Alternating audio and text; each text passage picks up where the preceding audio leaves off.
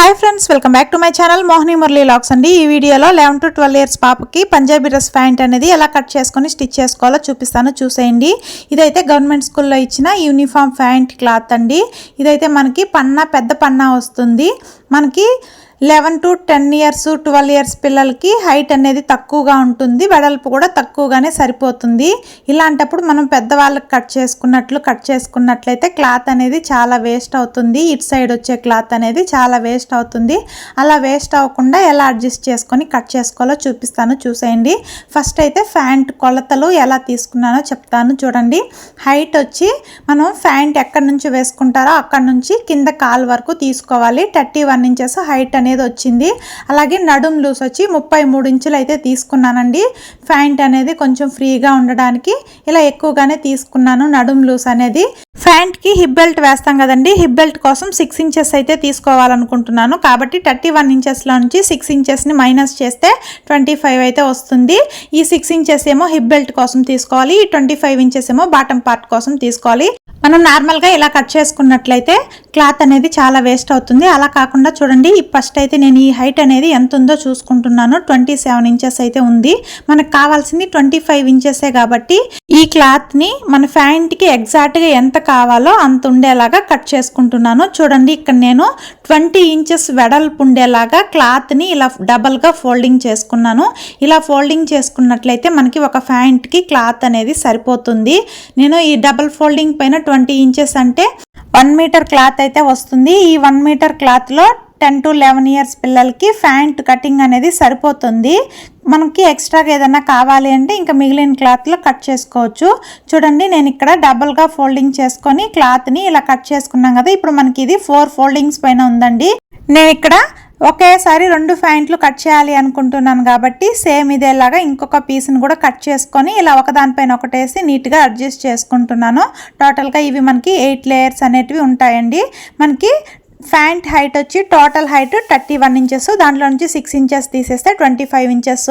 మనకి 25 inches plus మనము కింద ఫోల్డింగ్ చేసి కుట్టుకోవడానికి క్లాత్ అనేది ఇక్కడ నాకు సాల్దండి, తక్కువగా ఉంది. అంటే 27 ఇంచెసే ఉంది. మనం 3 ఇంచెస్ వరకు ఫోల్డింగ్ చేసుకోవడానికి వదులుకుంటాం కదా, అక్కడ లేదు. కాబట్టి నేను 1/2 ఇంచ్ మార్జిన్తో ఖర్చు కోసం తీసుకొని ఎక్స్ట్రాగా పట్టీ అనేది యాడ్ చేసుకుంటాను. కాబట్టి 25 ప్లస్ 1 ఇంచ్ కింద పైన 1/2 ఇంచ్ ఖర్చులతో కలిపి 26 ఇంచెస్కి హైట్ అనేది మార్కింగ్ చేసుకుంటున్నాను. ఇదే హైట్ని ఇటు సైడ్ కూడా మార్కింగ్ చేసుకోవాలి. మనకి స్ట్రైట్గా లైన్ డ్రా చేసుకోవాలి అంటే పై వైపున ఇలా నీట్గా 26కి డ్రా చేసుకొని స్ట్రైట్ లైన్ అనేది డ్రా చేసుకోవాలి.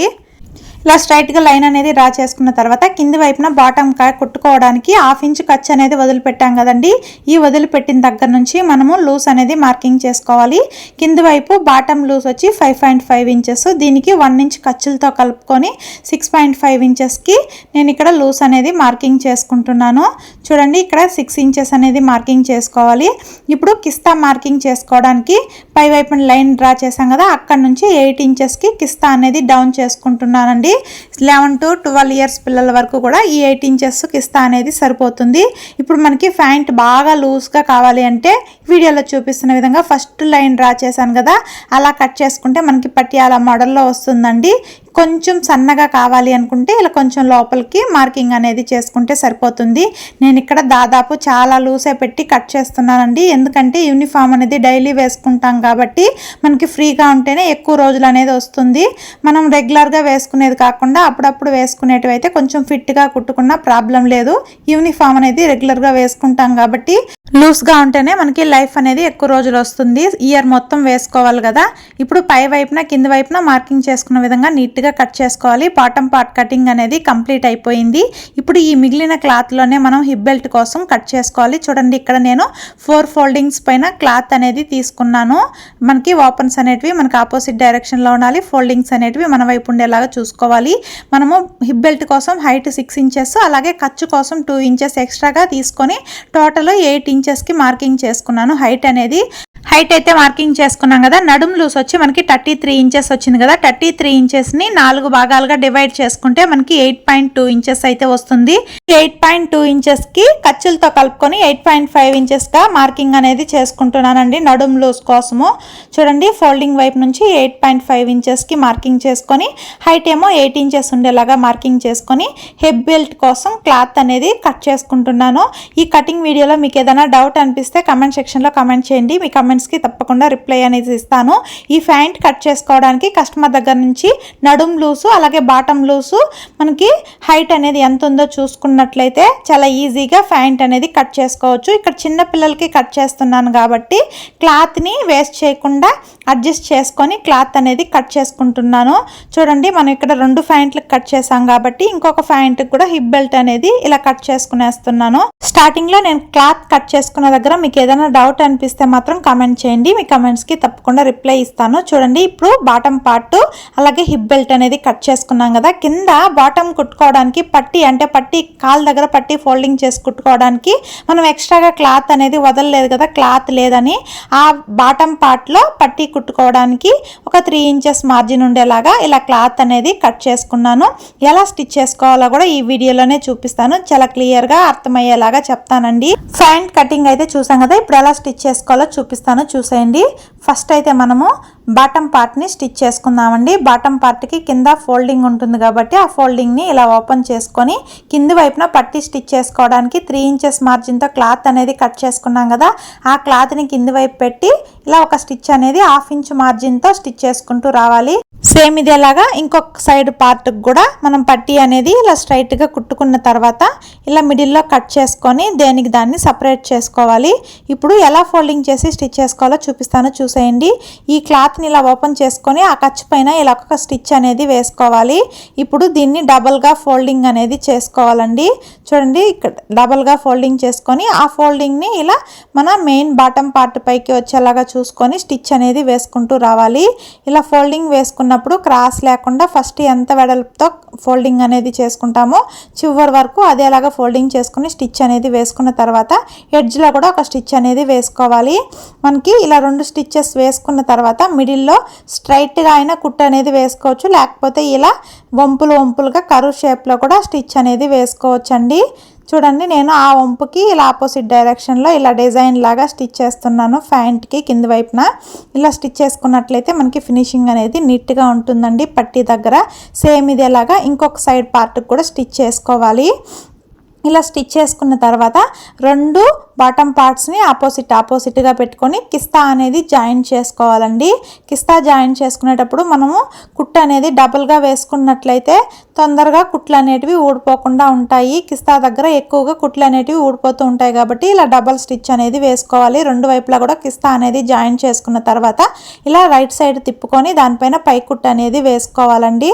2 పార్ట్స్కి కూడా కిస్తా దగ్గర పై కుట్టు అనేది వేసుకున్న తర్వాత వీడియోలో చూపిస్తున్న విధంగా ఇలా నీట్గా థ్రెడ్స్ అనేటివి కట్ చేసుకొని దీన్ని పక్కన పెట్టుకోవాలి. ఇప్పుడు హిప్ బెల్ట్ ఎలా స్టిచ్ చేసుకోవాలో చూపిస్తాను, చూసేయండి. హిప్ బెల్ట్ కోసం 2 క్లాత్లు అయితే కట్ చేసుకున్నాం కదా, దాన్ని ఇలా ఒకదానిపైన ఒకటి వచ్చేలాగా పెట్టుకొని ఒక స్టిచ్ అనేది వేసుకోవాలి. దాన్ని ఇలా ఓపెన్ చేసుకొని దానిపైన పై కుట్టు అనేది వేసుకోవాలి. ఇప్పుడు ఆ హిప్ బెల్ట్కి అటువైపు ఇటువైపు ఓపెన్స్ ఉంటాయి కదా, అక్కడ ఇలా డబుల్ ఫోల్డింగ్ చేసుకొని నీట్గా స్టిచ్ చేసుకోవాలండి. 2 వైపులా కూడా సేమ్ ఇదేలాగా డబుల్ ఫోల్డింగ్ చేసుకొని ఆ ఫోల్డింగ్స్ అనేటివి స్టిచ్ చేసుకోవాలి. ఇలా స్టిచ్ చేసుకున్న తర్వాత మనం నాడా కుట్టుకోవడానికి పై వైపున క్లాత్ అనేది ఫోల్డింగ్ చేసి స్టిచ్ చేసుకుంటాం కదా. ఇక్కడ ఫస్ట్ అయితే ఒక 1/2 ఇంచ్ మార్జిన్తో ఒక ఫోల్డింగ్ చేసి స్ట్రైట్గా కుట్టుకున్న తర్వాత దాన్ని మళ్ళీ ఇలా ఫోల్డింగ్ చేసుకొని 1 ఇంచ్ మార్జిన్తో ఫోల్డింగ్ అనేది ఉండేలాగా చూసుకొని స్టిచ్ చేసుకుంటున్నాను. 1 ఇంచ్ మార్జిన్ అయితే మనకు సరిపోతుందండి, నాడా దూర్చుకోవడానికి ఈజీగానే ఉంటుంది. ఇలా స్టిచ్ చేసుకున్న తర్వాత ఈ రెండింటిని ఇలా నీట్గా ఫోల్డింగ్ చేసుకొని జాయింట్ లాగా వేసుకొని స్టిచ్ అనేది వేసుకునేయాలి. దీనిపైన ఇలా డబుల్ స్టిచ్ అనేది వేసుకున్నట్లయితే హిప్ బెల్ట్ స్టిచ్చింగ్ అనేది కంప్లీట్ అయిపోతుంది. ఇప్పుడు ఈ హిప్ బెల్ట్ని ఇలా 4 భాగాలుగా ఫోల్డింగ్ చేసుకోవాలి. సేమ్ బాటమ్ పార్ట్ని కూడా ఇలా 4 భాగాలుగా ఫోల్డింగ్ చేసుకొని బాటమ్ పార్ట్ పైన ఈ హిప్ బెల్ట్ అనేది పెట్టుకున్నట్లయితే హిప్ బెల్ట్ కన్నా బాటమ్ పార్ట్ అనేది చూడండి ఇంత ఎక్కువగా ఉంది. దీన్ని మనం కుచ్చులు పెట్టుకోవడానికి వదిలాం కదండి, చూడండి ఇక్కడ వరకు ఉంది కదా, దీనికన్నా ఒక 2 ఇంచులు ముందుకుండేలాగా చూసుకొని ఒక టక్స్ పెట్టుకోవాలి. ఇలా పెట్టుకున్నట్లయితే మనకి ఫ్రిల్స్ స్టిచ్ చేసిన తర్వాత హిప్ బెల్ట్ ఎంత లూస్ ఉందో కింద వైపు బాటమ్ పార్ట్ కూడా అంతే లూస్ అనేది ఉంటుంది. ఆ టక్స్ పెట్టుకున్న దగ్గర నుంచి కిస్తాకి అటువైపు ఇటువైపు ఫ్రిల్స్ అనేది పెట్టుకోవాలి. ఈ ఫ్రిల్స్ అనేది మన ఇష్టం అండి. 1/2 ఇంచ్ మార్జిన్తో అయినా పెట్టుకోవచ్చు, లేకపోతే 1 ఇంచ్ మార్జిన్తో అయినా పెట్టుకోవచ్చు. నేనైతే ఇక్కడ 1 ఇంచ్ మార్జిన్తో ఫ్రిల్స్ అనేటివి కిస్తాకి అటువైపు ఇటువైపు స్టిచ్ చేసుకుంటూ వస్తున్నాను. ఇలా వన్ సైడ్ స్టిచ్ చేసుకున్న తర్వాత సేమ్ అదేలాగా ఇంకొక వైపు కూడా కిస్తాకి అటువైపు ఇటువైపు మనం ఫ్రిల్స్ అనేది స్టిచ్ చేసుకోవాలి. ఈ వీడియోలో మీకు ఏదైనా డౌట్ అనిపిస్తే మాత్రం ఖచ్చితంగా కామెంట్ సెక్షన్లో కామెంట్ చేయండి. మీ కమెంట్స్కి తప్పకుండా రిప్లై అనేది ఇస్తాను.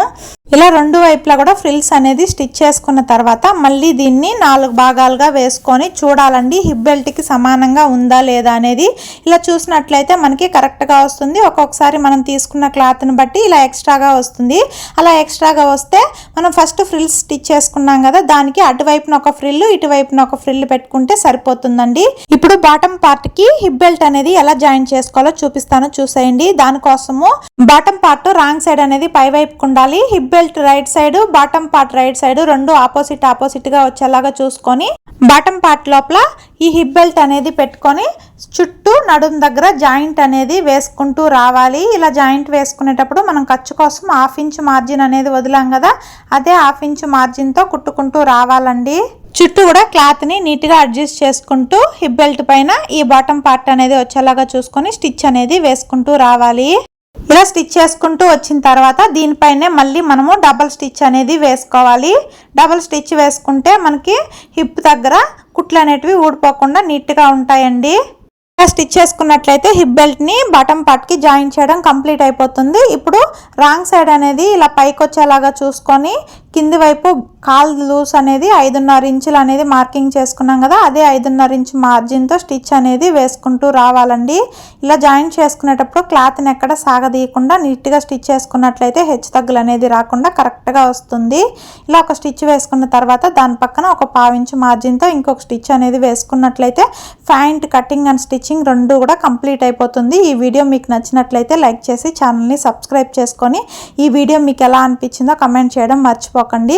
చూడండి మనకి హిప్ బెల్ట్ అనేది ఎంత ఉందో, కింద బాటమ్ లూస్ అనేది ఎంత ఉందో, ఇంత లూస్ పెట్టుకున్నట్లయితే పిల్లలకి తొందరగా కుట్లు అనేటివి ఊడిపోకుండా ఈజీగా ఉంటుంది వేసుకోవడానికి డైలీ కూడా. ఓకే ఫ్రెండ్స్, వీడియో నచ్చినట్లయితే లైక్ చేయండి. Bye friends.